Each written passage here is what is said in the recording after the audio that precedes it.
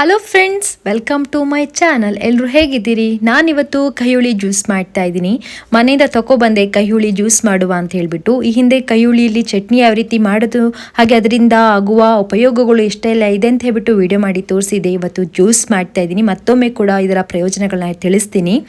ಈ ಜ್ಯೂಸ್ಗೆ ನಾನು salt, pepper powder, 2 spoon ಸಕ್ಕರೆ, 1 ಲೋಟ ನೀರಿದಿಷ್ಟು ಹಾಕಿ ಜ್ಯೂಸ್ ಮಾಡ್ತಾ ಇದ್ದೀನಿ. ನಾನು ಈ ಮುಂಚೆನೇ ಹೇಳಿದ್ದೆ, ಇದೊಂದು ದೊಡ್ಡ ಜಾತಿಯ ಕೈಹುಳಿ ಅಂತ ಹೇಳ್ಬಿಟ್ಟು, ಹೈಬ್ರಿಡು. ಇದೊಂದು ಅರ್ಧ ಭಾಗ ತಗೊತೀನಿ. ಯಾಕೆ ಅಂತ ಹೇಳಿದ್ರೆ ಅದರಲ್ಲಿ ನೀರಿನ ಅಂಶನೇ ಜಾಸ್ತಿ ಇದೆ ಮತ್ತು ಬೀಜ ಕೂಡ ತುಂಬ ಜಾಸ್ತಿ ಇದೆ. ನಾನು ಸ್ವಲ್ಪ ಬೀಜನ ತೆಗೆದಿಟ್ಕೊಂಡಿದ್ದೀನಿ ನೆಡಲಿಕ್ಕೆ ಅಂತ ಹೇಳಿಬಿಟ್ಟು.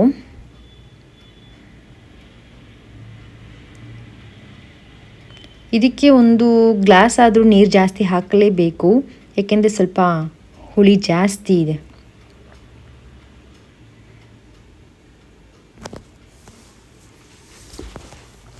ಇದನ್ನು ಸೈಡಿಗೆ ಎತ್ತಿಟ್ಕೊತೀನಿ. ಇದು ಈಗ ಜ್ಯೂಸ್ಗೆ 2 ಸ್ಪೂನ್ ಸಕ್ಕರೆ ಹಾಕ್ಕೊತೀನಿ.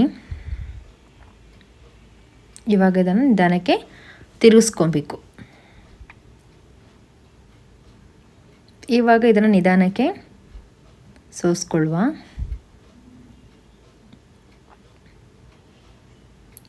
ಇವಾಗ ಸ್ವಲ್ಪ ಪೆಪ್ಪರ್ ಪೌಡರ್ ಆಮೇಲೆ ಸಾಲ್ಟ್ ಪೌಡರ್ ಹಾಕ್ಕೊಳ್ತೀನಿ.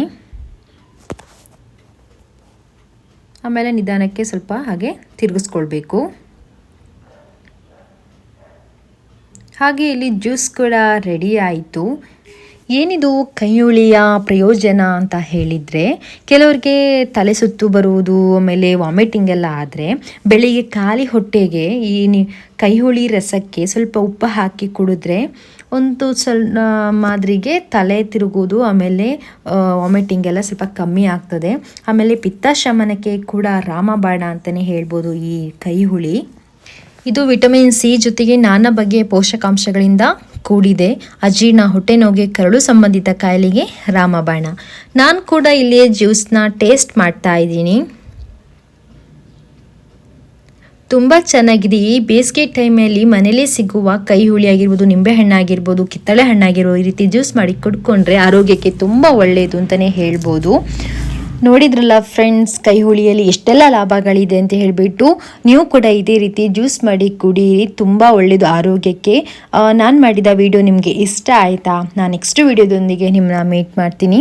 ಓಕೆ ಫ್ರೆಂಡ್ಸ್, ಬಾಯ್.